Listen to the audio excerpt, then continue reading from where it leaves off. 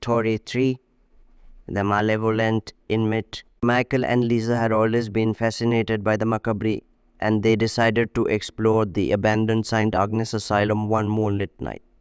The asylum had a sinister reputation, notorious for housing the most violent and disturbed inmates in its day. As they ventured deeper into the asylum, they stumbled upon a room covered in crude, blood-red symbols. It reeked of decay and despair. In the center of the room, they found an old leather-bound diary.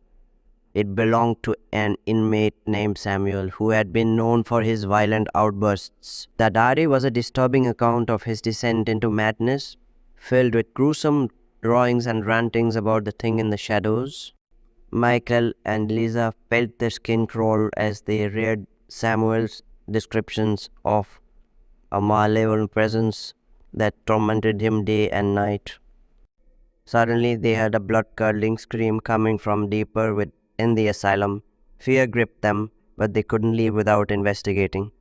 They followed the sound to a pitch-black corridor, and as they advanced, their flashlights flickered and their breaths turned to mist. In the shadows, they glimpsed a gaunt figure, its eyes filled with madness, and it was advancing toward them. Samuel's words echoed in their minds as the malevolent inmate reached out, his hands dripping with something dark and viscous. They barely escaped the asylum, the diary clutched in their trembling hands. The malevolent presence that had haunted Samuel had come to life, and they had narrowly avoided a confrontation that could have had dire consequences. These stories are just a glimpse into the horrors that lie within the abandoned asylums of the world.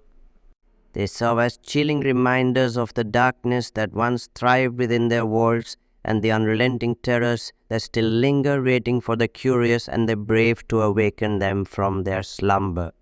The true horror of these asylums is not only in their decaying structures, but in the malevolent spirits and tortured souls that continue to haunt them, forever seeking solace or vengeance.